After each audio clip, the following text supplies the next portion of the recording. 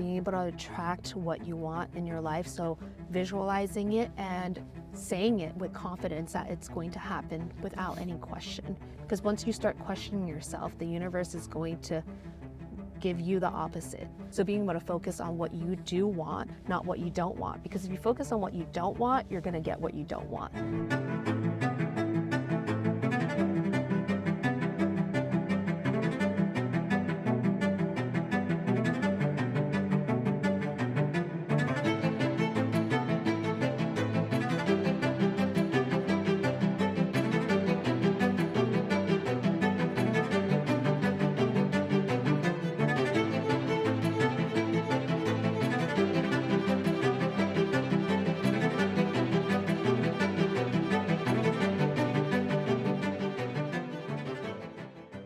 Welcome back to another episode of Unleash Mindset, the gift that keeps on giving. We just recorded a content episode with Calvin Chin, and now, as you probably recalled in that episode, he talks a lot about the love of his life, Jennie Lok. I'm excited to introduce my great friend, mentee, someone I've known for a very long time. Jennie, she has an incredible story, her journey growing up, her entrepreneurial spirit, and the vision in the future that she's building for our family and dynasty. Jennie, thank you for being here. I've known you as long as I can remember. Your journey has been incredibly inspiring, and you've done so much, and I know your future is even incredibly ambitious and going to do even more. Tell everyone that may or may not know you about your journey and everything that we would like to know about Jennie. Yeah, it's crazy because our parents, our dads, were actually good friends and building work and businesses and properties together. And I remember one summer I was figuring out what to do and got connected to you, and it's like, oh, you should work for Rick. So it's really funny we're here sitting and seeing us now have built our families over the years. And a little bit of background, so I'm Jennie Lok from the block, so from Brooklyn, New York, same as Rick. And I realized my purpose in my life is to unlock potential for myself and others through love, light, and land. So I am building a real estate kind of empire with my husband of over 1,200 units currently, and being able to teach people on how to build wealth through passive income and be able to live the dream life that they are meant to live. A little bit of a background is I started my sales career when I was 12 years old, and I started flipping Jordans and Nike SBs and sneakers and just clothes, hype wear. I would buy shoes, fix them up, and resell them on eBay and other websites. And that was my first sales job. And now just transitioning and seeing, I'm so grateful to have met you because you actually really helped me refine my sales ability and what it really means to be in sales, not just selling shoes, but being able to transform someone's life financially and also their mindset. And that's where we're able to build with my husband a whole community. We have over 500 students in our community that we've been able to impact their lives on, being able to buy passive income properties across the whole country and being able to give so much opportunities and jobs to other people. But I would say the first thing and foremost is really understanding what is your big why? Why are we all doing this and working so hard? And just to be vulnerable here, I had such a big why to be able to retire my parents. And once I did that, right now I'm figuring out that next why. Now my next why is Kaizen, my 7-month-old son, and how can I build a legacy and a dynasty and a future for him? Wow, and beautiful. Your story is so inspiring. And hearing at such a young age, you had such a powerful purpose and why. Who inspired you to start this entrepreneurial journey? So seeing my parents build their factory, so they worked in a clothing factory 14-hour days, 7 days a week, and they started as an individual contributor, sewing clothes, steaming the clothes, and then eventually building their factory and managing people. And seeing how hard they worked was everything for me. I didn't really had the idea to get into business or start a business of my own, but I saw that that was the best path to get them out of that. I didn't want them to be, eating dinner at midnight anymore. I didn't want them to not be able to travel and only take one day off the year, which is Chinese New Year. They still work throughout the holidays, and we didn't really get to travel as a family. So I knew that I wanted to do something different, and it still connected me to business. So seeing like how hard they worked, I wanted to work in a way even harder so that we don't have to work as hard throughout our whole life, and be here, enjoy the whole week, and visit from California to New York and spend 10 days here without having to worry about a paycheck coming in. Yeah. And it's ironic, but so incredibly helpful to know that your parents, they were grinding it out in their business. And that was something growing up. Would you say that it was a part of your life where you felt sometimes your parents had to choose work over time with you and your family? And then now that you're older, you actually decided, okay, I want to be a business owner too. But that was the thing that you just mentioned earlier that was taking your parents away from you. Why did you decide to be an entrepreneur like your parents? And how did you do it differently so that you have freedom that our parents' generation may or may not have had? Yes. So what I saw my parents was that they were working hard, working long hours and hard, and people couldn't outwork them. But for me, it's like, how can I work hard but also smart and leverage and learn about money? I think that's something my parents didn't really learn. It's just how to clock in the hours and sew a certain amount of clothes to be able to get a certain amount of money. But for us was, hey, how can we use business and be able to build a team, be able to leverage, how to be able to buy passive income properties to collect rent. I'm grateful my parents actually did buy some properties and collected rent. So I saw some of that in the background and realized that was what actually helped me pay for my college tuition at USC. It was not the income that they were generating from their sweatshop. Yeah, so that's where, seeing that, I saw a little bit of the light at the end of the tunnel, and being able to see other entrepreneurs and other real estate investors that were traveling the world and showing their kids the life that they could live and not having to be set in one place. I realized, hey, that's the life I want to have for my kids. So being able to go to events like Tony Robbins or other mentors and seeing you like live an amazing life, that's the main and foremost thing, to be able to see what is possible, because I didn't even know what was possible before that. Agree. I think so many of our parents' generation, they came to America thinking the only way of success is working hard. And sometimes working hard, the next level is working harder, but you were able to unlock working smarter. And as you were building your entrepreneurial journey, what was the difference maker and how did you build your business so that you have the freedom that our parents did not understand? Yeah. One book that we both really love is Buy Back Your Time, and that's by Dan Martell, and really figure out what is our hourly rate and what are certain things that don't light us up and what we don't enjoy doing. And I realized that I need to outsource all of those things to either a virtual assistant or be able to have cleaners and cooks and laundry helpers be able to help us to be able to scale, because then I can focus on higher level activities such as negotiating multi-million-dollar deals and being able to lead and coach and guide others, because when we're able to help others, that's what's going to really help us get to our ultimate goal. So I remember in the beginning, I was like, if you want to make $1 million, you have to help at least like 10 people make $100,000. And I was able to do that and be able to scale up and being able to make multiple seven figures at 20 something years old. That's something where by just putting in the hours wouldn't be able to do that. You have to let go of things that don't light you up. Agree. I think so many business owners, they don't understand that they're just self-employed. They're employing themselves, giving up their time for money, but ultimately they are trapped in that world where they don't have freedom. I talk about, when it comes to helping people understand, to be truly successful, it's about understanding what is called the 4 quadrants.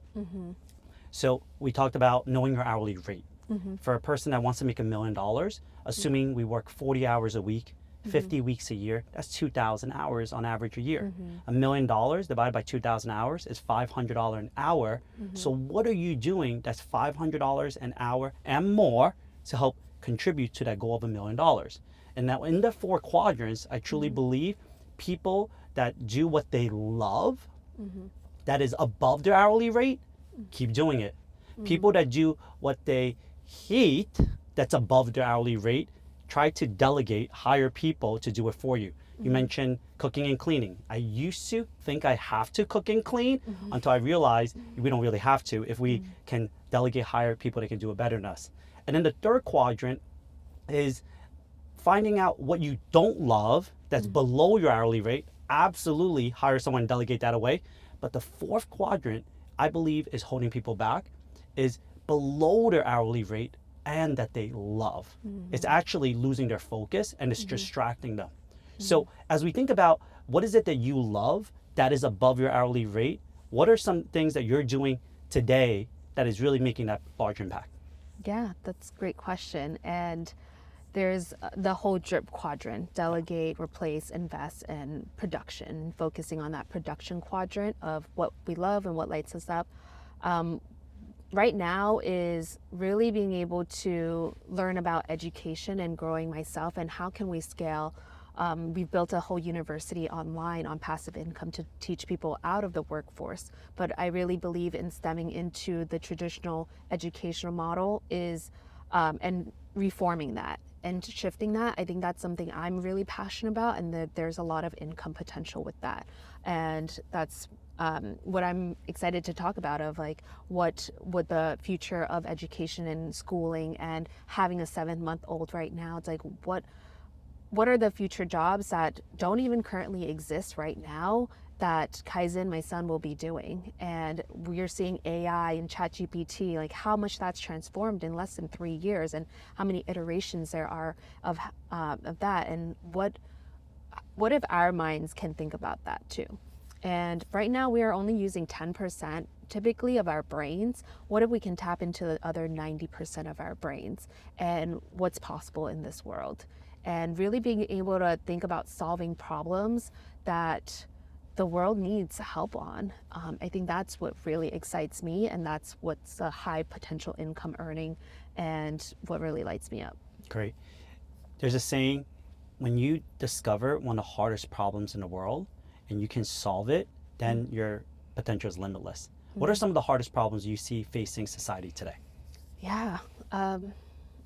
We had the blessing of spending earlier this year in January, going to Honduras at a orphanage and being able to help serve at an orphanage of all these kids who were all sex trafficked and raped, and they all have HIV and AIDS. And that's one of the biggest problems here, human sex trafficking, because you can sell a child 27 times a day versus you can sell a bag of drugs or cocaine for once. So it is a multi-billion, even trillion-dollar industry.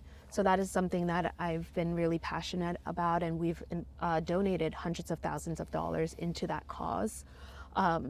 And I think it really stems on education first, because if parents educate their children, then they realize then they don't have to sell their kids to be able to put food on the table for the rest of their kids.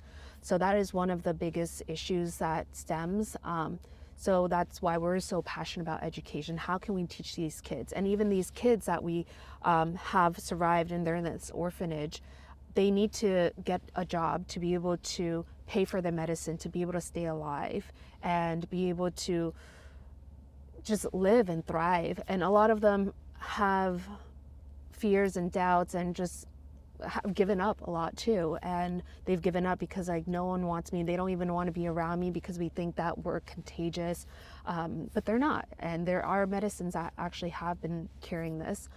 So being able to give them a light of hope of what is possible and what's potential, it can really transform the whole world here. So being able to solve some of the darkest problems here is where education really stems. Hey, how can we teach, leveraging, now with their schools in Texas and all around that are teaching kids via a computer and AI using ChatGPT and other systems, that they are outpacing other kids all around the country, and they are learning twice as fast in only 2 hours. What if we were able to bring that to third world countries such as Honduras and India and Nepal and all these places where they don't have the resources, but being able to expand so that they know that they don't have to succumb to these dark energies to live and thrive. Beautiful. And growing up, you and I, although lived in an environment of like scarcity and like lower middle class, what inspired you to, seek nonprofit work, helping children, helping communities, education? I think so many people, they're all thinking scarcity. How did you get to that level of abundance? Yes, it's definitely a great question, and it's a never-ending journey. And I think that's where I used to think, hey, I just want to get to that. I want to get to that goal of abundance. But we really need to just embrace every single day as a gift. It's not like, okay, once we reach that, because once I reached my goal of retiring my parents, I was actually in a depressed mode. It's like, now what? But I realized I wasn't really enjoying the journey. I was like, I just need to get there. I need to get there. So the level of getting to abundance, realizing there's always that next line, but for us is to be able to live every day with life and joy and presence. So working through a lot of my spiritual practice is finding faith in the higher source and the universe, of really trusting that we're here for a reason and we're here to do good in this world. But meditation has really, really helped me. I follow every morning doing a miracle morning by Hal Elrod. It's another great book. So if you don't know that, it's Savers. So silence. That's my meditation practice, either doing transcendental meditation or breath work, and really tapping into my higher self, into like the 5D self. And then A is affirmations, being able to affirm, I am going to do this. I am going to retire my parents. I am going to have a beautiful dragon boy son. I'm going to make multiple millions dollars this year. And I am strong. I am beautiful. I am confident. V is visualization. So really having that vision board, and we break it down into a few different categories, from family, fitness, faith, finances, philanthropy. So being able to give back. And that's where our vision board is all around, and we wake up and we see that every single day. And then E is exercise, being able to get moving. I have a 10,000 step challenge every single day, and it's with some friends on an app. And if I don't hit that 10,000 steps, then I have to shave my head. So accountability is really powerful. And then R is reading. So being able to read and listen to growth-minded books. So that really helps. And then S is scribing, journaling. What is my one goal? What is my priority? What lights me up? And just being able to dive into that every single morning has been really powerful to get to where I am today and where I'm going to go in the next future. Wow. So let's talk about that future. Where do you see yourself in the next 5, 10, and beyond years? Yeah. Great question. So my vision board that I have, so I have it for 2030, is building a school. So building a school called either Kaizen Coast Academy or Kaizen Coast Elementary School or Middle School. But I had this vision even 5 years prior, and we didn't imagine we would build this whole university of 500 students. But this community, and this will be a physical location where we're going to teach all different things of understanding the brain of a child early on and their human design. Have you heard of human design before? Tell us more. Yeah. Yes, I've heard of it, but I want everyone to know about it. Yes. Yeah. So human design, so there's 5 different types. So generators, manifesting generators, projectors, which me and Calvin are. I feel like you are either a manifester in a way or a manifesting generator, because you can work hard. And then there's manifestors and reflectors. And then it talks about all the gifts of what a person is, what their digestion is, what is their high sense of smell, and what types they are too. Are they a investigator? Are they a role model? Are they a hermit? And it really understands, then you get to understand why are kids different from other kids, and being able to allow them to embrace their gifts, because in the beginning, a lot of kids want to conform and be like each other, but then that actually holds them back of their highest potential. So I want to be able to teach that in schools, of understanding what is their human design, how can they leverage that to be able to transform and change the world, and being able to embrace financial literacy at a young age. So that's what we're doing right now, is teaching at high schools of how to build a business, how to be able to learn about investing in stocks and real estate at a young age, so that they can be financially free. And they're teaching a lot of their parents these skills. And every single parent I've talked to, they're like, wow, I wish I had this when I was at a younger age. The school system was built by John D. Rockefeller in the late 1800s or early 1900s because he wanted to create workers. But now people have transformed. And before, going back to human design, a lot of students were generators, and kids were generators. 70% of the population currently are generators, but now more manifestors are being built. So manifestors are the fire starters. They are not going to be able to sit in one place at one time. But the traditional school system, you have to sit in rows, you have to raise your hand to be talked to, but that's not going to work for manifestors. They're not going to work for projectors like me. So those are the things I want to be able to transform in the next 5 years of the work environment, and being able to partner with folks in doing this and finding the locations. And tying back to my purpose is to unlock potential through love, light, and land. So that's where I see myself, of developing and building these schools and these sanctuaries. And I see them to be temple-like, with koi ponds and meditation centers and a lot of great energy of all different topics, and being able to have people feel like the highest self at a young age. Wow. You know, what's really cool is, as you're sharing your story, the incredible amount of focus. And like, clearly, you say you're a projector. I think you're a manifestor as well. Everything you've envisioned, like having a beautiful dragon baby, Kaizen, you've made come true. How are you able to not only dream big, but also execute and make many things that you have and had in life a reality? Yeah, thank you. A lot of it is understanding the secret, which is the law of attraction, being able to attract what you want in your life. So visualizing it and saying it with confidence that it's going to happen without any question. Because once you start questioning yourself, the universe is going to give you the opposite. So in the book The Secret, there is a story of a woman who fought cancer, and instead of saying, I'm going to fight cancer, I'm going to fight cancer, you're focusing on the cancer. It's like, I'm going to be healed, I'm going to be healthy. So she really focused on that. So being able to focus on what you do want, not what you don't want, because if you focus on what you don't want, you're going to get what you don't want. So focusing on what we do want, but being able to work backwards from that goal. So a lot of books that we read, a lot of books, and the main ones I really love are 12-Week Year, which I just saw in your library, and The One Thing, and being able to create, what is your one goal from there? What's the 3 priorities that you're going to focus on? What are the 5 strategies in each? And then breaking it down into a 12-week year, and being able to check on your goals every single day, being able to look at your bank account every single day too, and seeing the moving needle, because if what you focus on expands. And a lot of people are fearful about their finances, but I think that's where our generation, we need to change that and be able to be like, it's okay to look at our finances.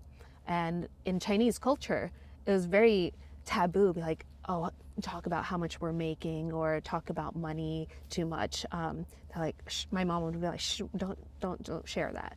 But I also want to share like what is possible. And I think what inspired me is seeing other people share, similar to you. It's like sharing your secrets out there and knowing there's a goalpost I can reach out to, because if I stayed in my own bubble, then I wouldn't realize what is possible. Many people, when they grow up, they think that if they keep these secrets within themselves, it will help them. It will give them that advantage. when in fact, you're right, it's sharing these secrets when the law of attraction will give you more superpower, ideas, and the ability to grow and evolve. I think too many people think in a scarcity mindset is because of their environment. Their environment. Tell us more about your environment growing up. What was life like being coming from both of our parents? I met you almost 20 years ago. When we first met, I remember both of our parents were business partners. And then my dad said, hey, meet Jenny's father and mother. And we did some real estate deals together. And then later on, I met you. And I think back then when we first met, who you were as a person is completely different from who you are now. Completely different. Tell us about that journey of transformation. Yes. And we actually shed our whole body and our cells and our skin every 7 years. So we are all completely different people every 7 years. And I think that was probably around like 14 years ago, which is pretty funny. So you've seen lots of cycles. Back then, I think I was a very eager to learn person, which I still am, but I think I just didn't know. I had no direction. I think that's where I just knew I wanted to be successful. Being a projector, like success is one of my biggest traits, but I didn't know what success meant. So being able to be successful, not just from monetary, but the time that I'm able to spend with my family and being able to travel and go around the world and being able to just live a life full of love. And I think what's really different now is I have so much more love for myself than before, and so much love for my mom. And before I had a lot of anger actually to my parents, like, why are my parents working all the time? They're not spending time with me. And I just went off and did a lot of underage drinking and partying during that time, just like as an outlet. But now I realize, like, I actually love those parts and I love where we are because I wouldn't be here without that. I remember just doing a lot of inner work of remembering getting lost in Atlantic City. My parents, in my mind, was like, oh, my parents went to just go gamble and they just left me and my brother alone. And I was just so scared and didn't know where to go. And we didn't have cell phones at the time. So we were just like lost and stuck. And I thought I was trapped there. But then now I like went back to that younger self and just gave her a hug and embrace and like just seeing like where my parents are, and like they didn't mean to just leave us there. They also need an outlet. They are humans, and they were hanging out with friends. They were not gambling their life away.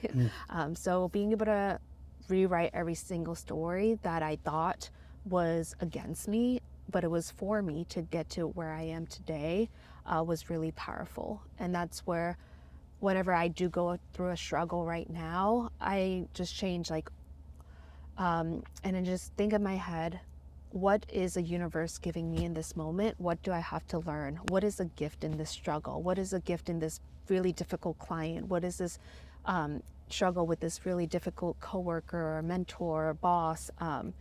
And why are we going through these things? But it's like, what is it happening for me? So being able to shift that. And a fun thing I've learned from Tony Robbins is like shifting it to just say, a worthy opponent.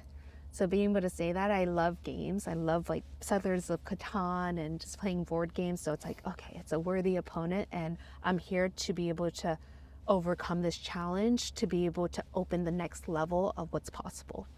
You're absolutely right. As we think about the losses, the lessons, and the learning that's required of us, we oftentimes think about those moments of unlocking our childhood.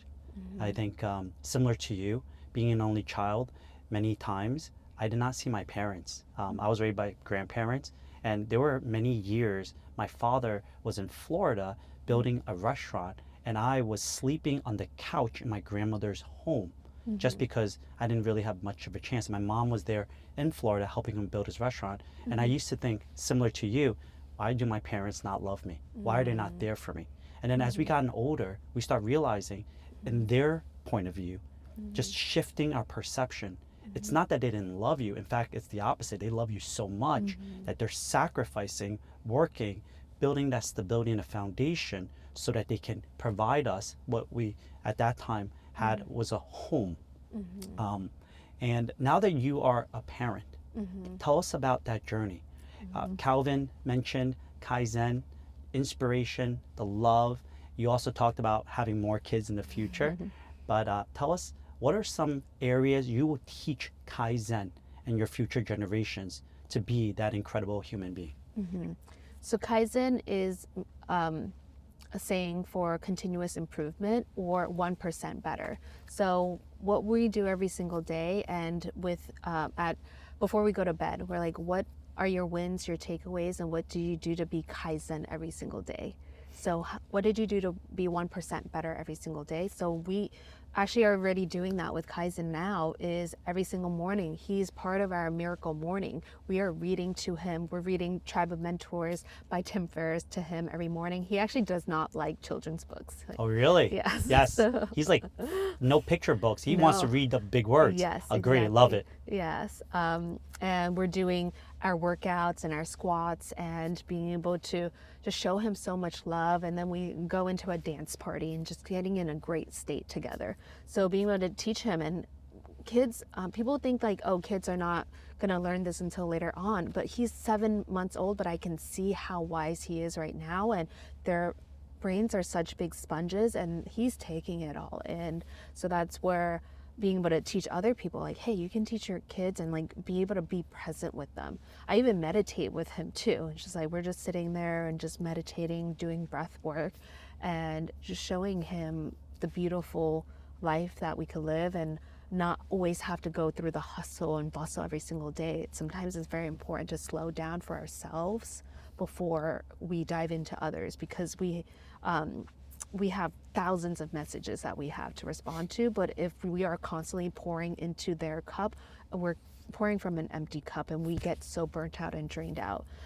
So that's where having that morning routine and teaching him early on is really important. Agree. When I was early on in my career and journey, like our parents taught us hard work, working really hard, lack work-life balance, and you and Calvin are way wiser beyond your years. Really, around the same time when you had your child, I struggled because I couldn't find a balance. It was always like you mentioned, generator, right? Constantly working, working, working, not being there for your partner, being there for your children, and then having to just shift that mindset, right? Why are you working so hard? Right? What was your why from the beginning? People have a strong why when they start. Later, when they achieve their why then becomes blurry. And you said earlier, your second why, your new why. And I love everything you're saying about, giving back to children. Our future generation, children, will change the world. And it really breaks my heart because there's so many countries right now, they have population issues. So many younger generations today I speak to, they don't want to have kids. And, I used to think, why? But now, as I speak to so many people, I understand why. Because the world is a very difficult place to live in. We are surrounded by so many external factors where people don't have hope. And having people like you and I and many of our community friends, giving them that hope. What we do every single day, like just Instagram, social media, instead of all the negativity that catches their attention so that they watch it, we're trying to give them a message, teach them education, empowerment, which is what you're doing. I truly love. And teaching your 7 months old how to meditate. As a 40-year-old, my wife loves meditation. She's like, hey, stop falling asleep. At 40 years old, I probably can't even meditate as well as Kaizen. So it's so beautiful. So beautiful. Now, tell me more about life beyond what you're currently doing. And I can tell you're a person that we can either live in the past, the present, or the future, right? Which version would you say you are today as well? I would love to say living in the present. However, I'm still embracing that. I think being able to tap into presence is so important, of knowing like why are we here, and embracing and loving the journey and every single step of the way. I think focusing on, I used to think a lot about the past. And there's a quote, if you're always thinking about the past, you are in depression. If you're focusing too much on the future, you're in anxiety. But if you're focusing on the present, you are present. So that's where I am. I would say I think a lot about the future, but it's not like so worried, okay, I need to just hit this goal. It's like I'm going to enjoy every single journey and every single conversation of, like, I'm not going to build the school tomorrow, but I know that it will come within the next 5 years. And I'm really enjoying all these conversations, being able to share my purpose and my gift of what I visualize and being able to put the pieces together. I really see like my life as a big puzzle, and it's just a game, as I mentioned. It's like I've already created the edges of the puzzle, and now I'm filling all the puzzle pieces in of what's inside this puzzle. And that's going to be my next 5 years of really focusing on developing these schools through education, through real estate. And then after the next 5 years, I do think that my next journey from there will be figuring out how to live the fullest life and possibly even longer lives, and talk about like longevity and potential immortality. So I visualize and tapped in via meditation that is in like that we could possibly live for thousands and thousands of years. I think Brian Johnson. Do you follow him in regards to never die? Yes. Yes. Yes. It's I truly do believe that when you and I were growing up, people living to the 60s was old age. There are so many people, at least I know, that are living past 100.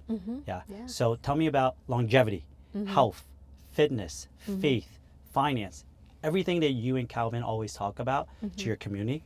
What inspired you for every one of those pillars of your life? Yeah. It's so funny because we're going to go see my grandma, who's about 100 years old. Yes. And she's still really thriving. And I'm so excited to have a generation picture of 4 different generations. But I really see, like, for us to live multiple years and being able to dive into Brian Johnson's work, and then also Dr. Joe Dispenza's work of meditating into the different dimensions. And I actually just came back from Necker Island, Richard Branson's private island in the BVI's, and that was an Ocean Action Summit that we learned about the powerful work that is in the ocean. So there's Jamaican sea sponges and cone snails and all these things that help with curing HIV and AIDS. And going back to like the Honduras kids that I was helping at the orphanage, like it can cure them.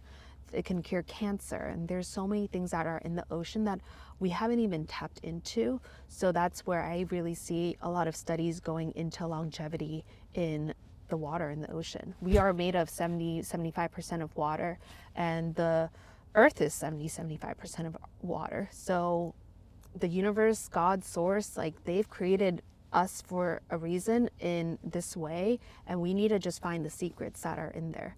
Now, have you heard about the immortal jellyfish? Tell me more.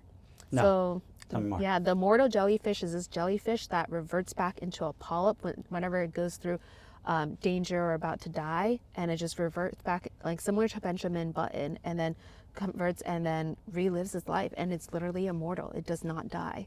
So if there's something already that we've found and that we're currently studying, I think there's a lot of secrets in that of being able to tap into our longevity in our life. And then last week, it was my brother's wedding, and we had people fly in from China to come in, and there's this guy who brought in his laptop with this bracelet, and you just put on a bracelet, and then it was able to do a whole body scan, and was able to see like neurologically and within our bodies, like what is going on, find any cancers, any prostate issues, like every single body part. It did a whole scan in 20 minutes. Yes. And it was literally a bracelet. I've seen and heard about that technology. Yeah. Absolutely. And that's something I'm like, why do we not know more about this in America? I think because in America is that people are fearful. They're in the scarcity mindset. Oh, this machine is going to replace a lot of doctors. It's going to replace a lot of jobs. It's going to replace this. What's going to happen there? But this is a machine that is so smart that can help cure and heal so many ailments that people don't have to live in fear, at least about their health. So that's something that I'm excited, and I actually want to live in Asia for in 5 years and live in Singapore and like be able to tap into what is possible around this world in development of real estate wise and health wise. And there's just so many gifts of people around the world, but we just need to piece it all together and be able to solve a lot of the world's problems. I believe all these problems that are currently out there can all be solved if we have a selfless intention. I think too many times society, they're not solving these problems because of their own self-interest. Especially you talk about the education system and how a couple generations ago Rockefellers created it to train and build employees, the hospital medical system, insurance companies, hospitals. I have so many great friends that are in the medical world that they're leaving medicine. It's not because they don't want to save lives, because that was their pure passion. After they get into medicine, they realize that people unfortunately don't have a choice. Instead of going to the root cause of healing people, they're actually prescribing so that you're dependent on drugs. Yes. And that is the saddest part. And I completely agree with you. There's so many industries that right now they're not solving the problem, although we have the capacity and the capability to solve it. All they're doing is making us dependent and reliving those problems. Exactly. Even if we talk about like financial literacy, I said this to a good friend recently. As I've been doing this for almost 20 years now, when I entered finance, I realized most industries, most companies, they're always leading with a product. A product. So if you want to retire, let's apply this product. But what does retirement mean to you? Tell us about the retirement journey. They don't talk about that. But the root cause is the education and empowerment. Because although you apply and implement that product, you're dependent on the person that implemented the institution or the product itself. But the root cause of understanding what the journey of retiring is teaching you, healing you, so that you can be freed even before the timeline of retirement. So it's kind of like the analogy I use. Someone wants to learn how to play golf. Most institutions today will sell them a golf club. But what is the root cause that they're looking for? How to play golf. But instead, if we can educate and empower, which we went back to talking about schools, that person how to play golf, they don't even need the most expensive golf club. They could go buy the cheapest golf club on Amazon and they could be one of the best golf players, right? So it's not, even if we have the resources, right? People are not resourceful enough, and there's so many blockage in society that does not allow us to see the opportunity that there is. Yeah. Do you see that also in your world, especially as we talk about like real estate? What are some things that are in your industry? I know you've been doing this for over a decade now, and tremendous success. What are some, ugly talks? Calvin and I are going to be speaking on June 18th at a conference called Ugly Talks, the ugly side of our industry. In real estate, as you entered that journey, what were some areas that you knew that there was so much incredible potential, but we choose to, society-wise, hold us back, and some factors? Yes.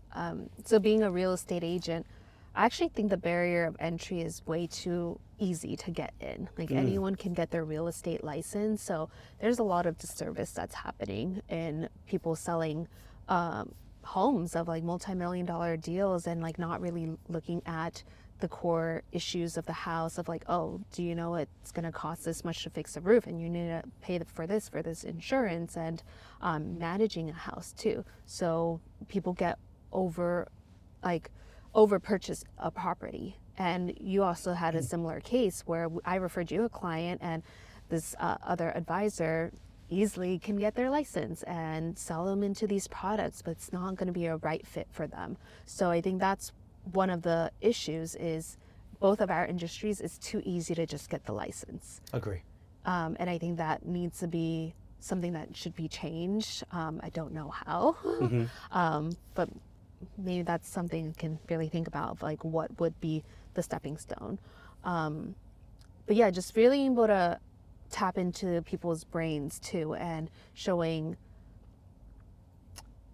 having more of the knowledge. And I actually leverage like ChatGPT and AI a lot of like learning things before very quickly so that I can be very knowledgeable about all different things tax-wise, 1031 exchange and real estate and renovations, and being confident to be able to guide a client that way. So being able to embrace AI technology is really important in the day-to-day in real estate. But I think that's the main thing. I agree. I think in the real estate and financial services, the barrier to entry is way too low. That's why statistically, I believe your industry and our industry has a 90% fail rate by the fifth year. And oftentimes when I think about those numbers, we can, as a society, either increase those rates, but as those rates continue to be there or climb up, we're actually creating a society where they feel different about our industries, right? Because if someone have a bad experience in our industry, then therefore they can't differentiate who are the good people and who are the not so good people. And with AI, ChatGPT, and today, do you see that in your industry right now, a lot of people can be a DIY, do it themselves? Are you seeing that happen too? People are trying to, but Yep. then they don't know to ask the right questions Yep. that they might still fall into under like a financial pitfall. Yes. Yes, I think although there are resources, it's how they apply it that they lack the skills and experience to do so. Because although you have the information in front of you, the puzzle pieces, how you fit those puzzle pieces, critical thinking, there's a problem in society about that. And I think it stems back to like education, right? We're taught to just, memorize certain subjects in school, but when we graduate and complete school and go into our journey and careers, many of those subject matters are not applicable, right? So therefore, all we were doing was possibly memorization, being programmed to see if we would listen well, ask for permission to use the restroom or to speak, which in real world, that's not really how we should be, performed. So I 100% agree with the things you're saying.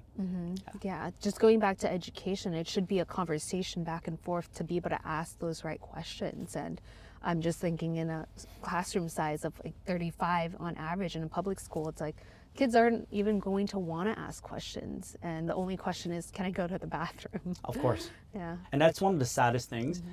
Someone asked me, I don't know if you experienced this. When I was growing up, my parents wanted me to be a doctor, a lawyer, or engineer.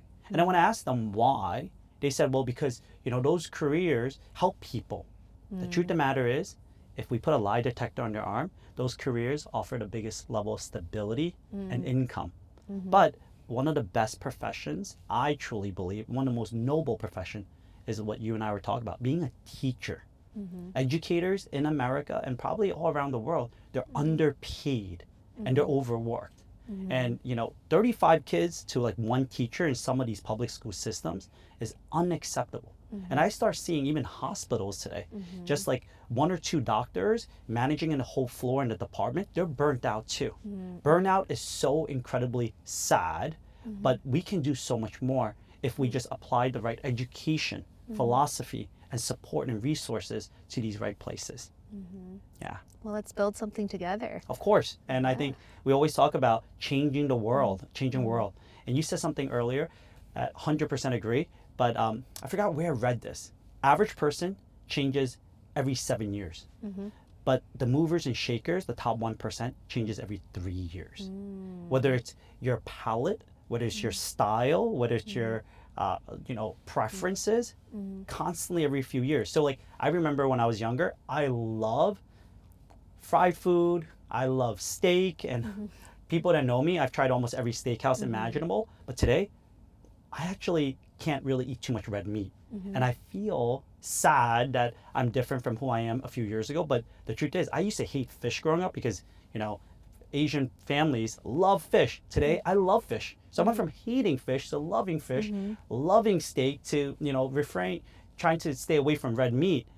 So every couple years, 3 years, I do see that metamorphosis change for many people.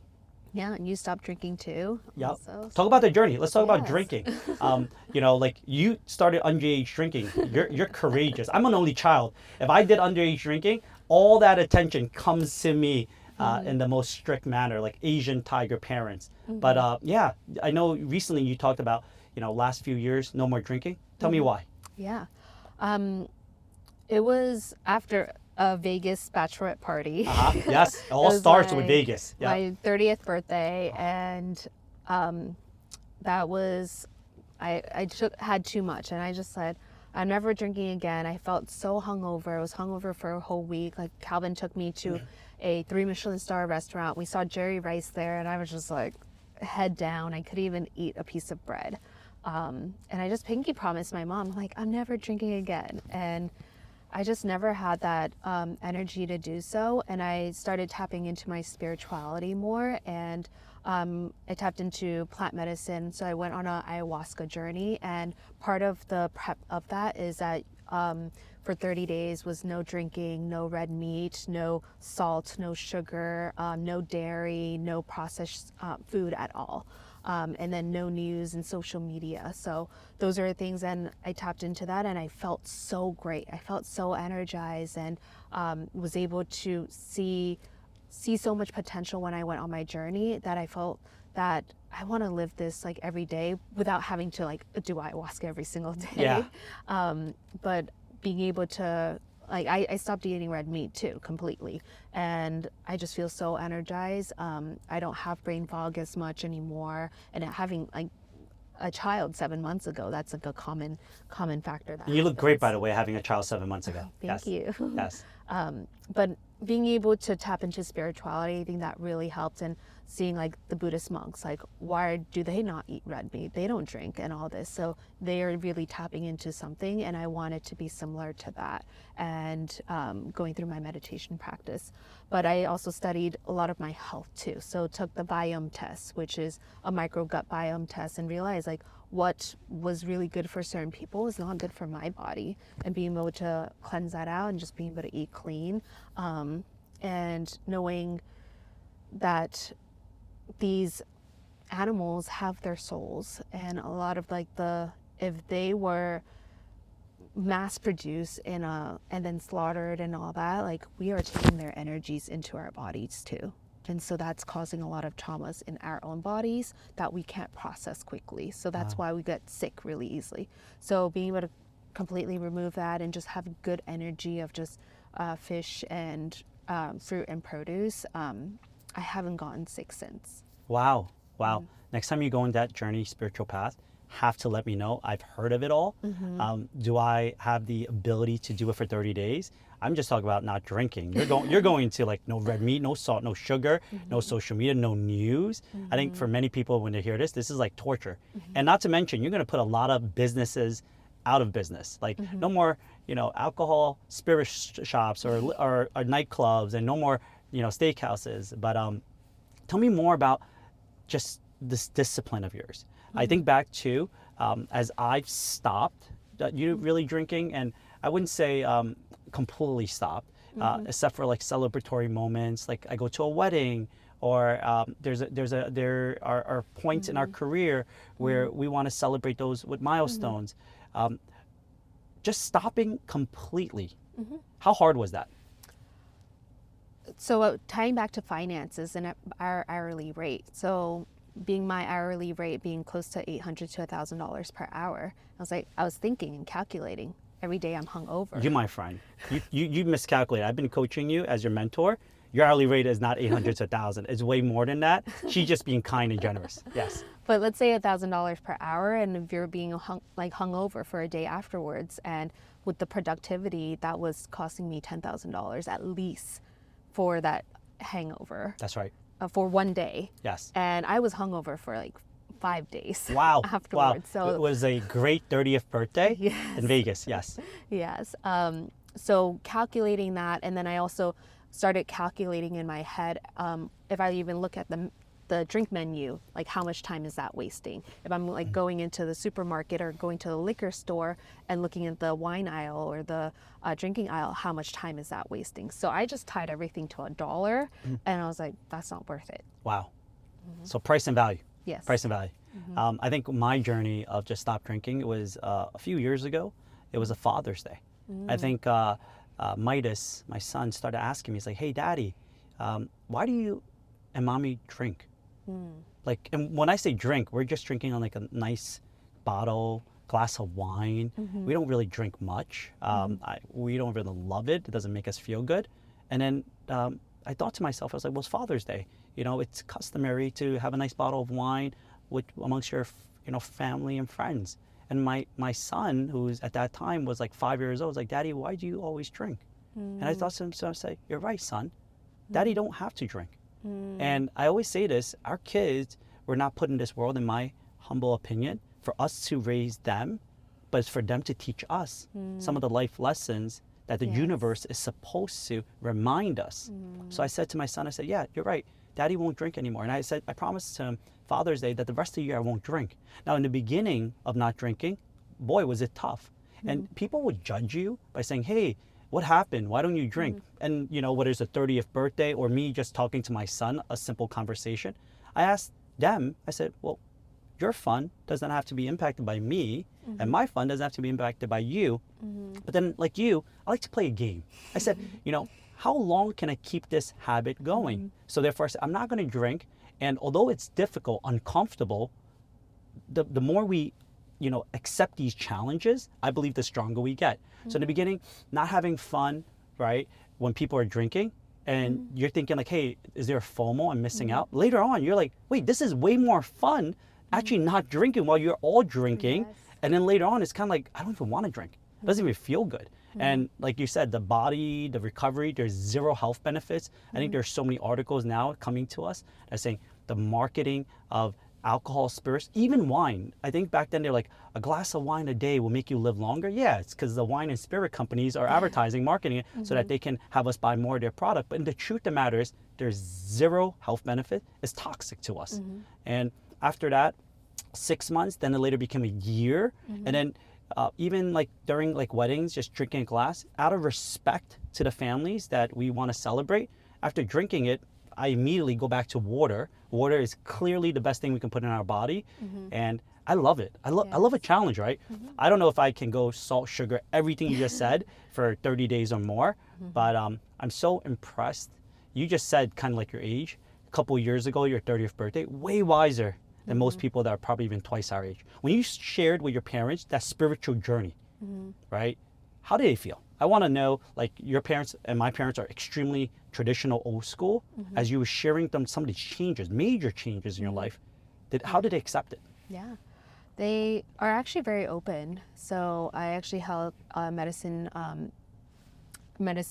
retreat at my house afterwards with some of our, like we have a mastermind called Ikigai Mastermind. I saw you had some Ikigai matchbooks at your house. Yes. But Have you ever been to that restaurant?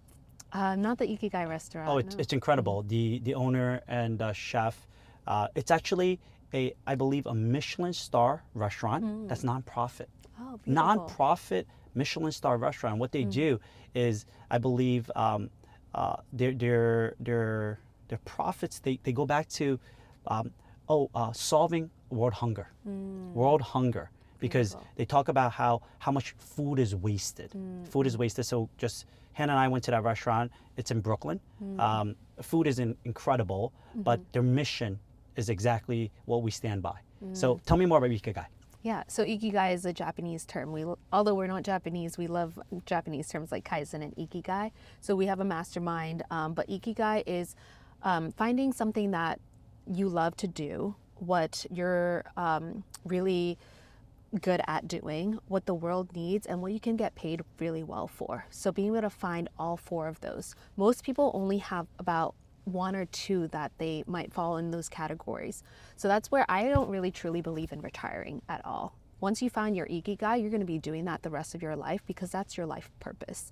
And you, like similar to Jiro Dreams of Sushi, right? That movie, like his Ikigai is being able to show the love of sushi to the world. So for our Ikigai Mastermind, we decided to go on a spiritual journey and tap into plant and animal medicine. And my mom actually saw us doing it all. We were all wearing white and being able to tap into our highest selves and release a lot of our traumas. And she asked to do it with us too, which was crazy. Yeah. And I was like, what, really? Like she would always be like, don't drink, don't do this, don't do any drugs. And I actually really don't see it as a drug. And I actually see, going back to the medicine world, is Advil and all these drugs that are prescribed are to keep you sick. Yeah. However, there's plant medicine and other things that are on the earth that's natural, that the universe and God like put it on here for us for a reason. And you just do it once or twice and be able to cure so much.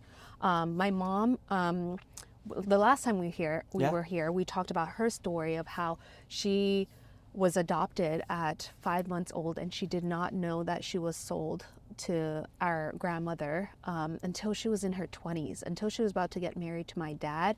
And my dad's mom said, "You can't marry my son until we get the blessings from your real mother." And my mom said, "What do you mean? Like, you've met my real mother. She's complete, like, she loves your son." And she's like, "No, that's not your real mother. You need to go find your real mother."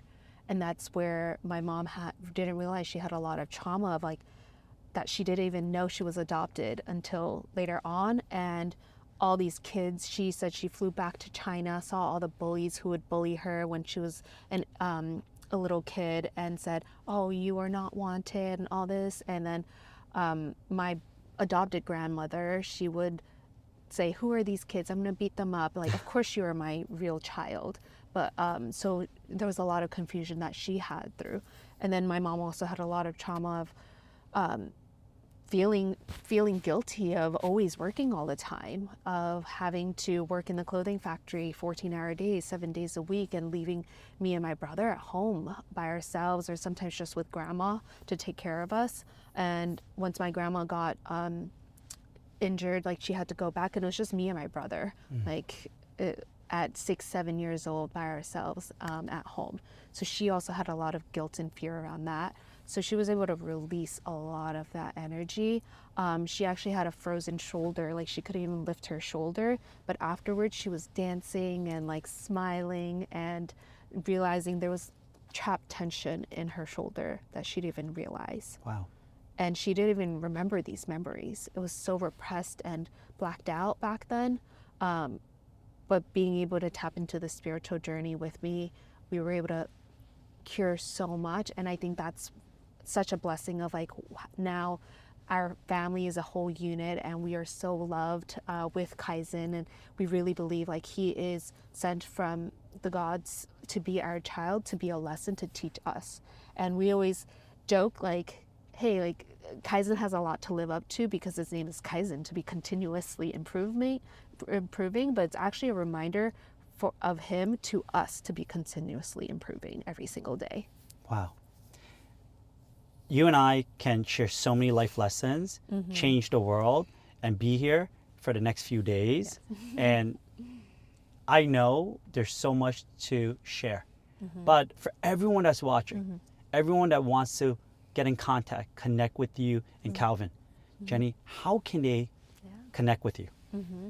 Yeah, my Instagram is at Jennie Lok, JennieLok.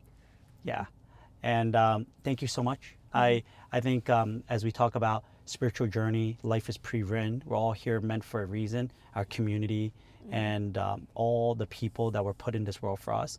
Just meeting you 14 years ago was meant for that moment. I think our parents were supposed to be great friends. Yes. Our generation are supposed to have met and continuously support, help, change the world. And I know our kids, the foundation we're creating, we talk about generational wealth by first destroying generational curse so that we can build a better generational future together. Yes. I'm so excited for our future. I'm so excited for our world, and together, let's make this a greater, better place. Yes. Thank you. Thank you. Sending lots of love. Yes, love. Thank you all. Another great episode of Unleash Mindset. Thank you all for tuning in. If you want to connect with Jennie, you all need to connect with Jennie. Jennie and Calvin, powerhouse couple, but their success is one factor of life. Getting to know them as human beings is the greatest joy. Thank you. Enjoy this episode. Have a great one.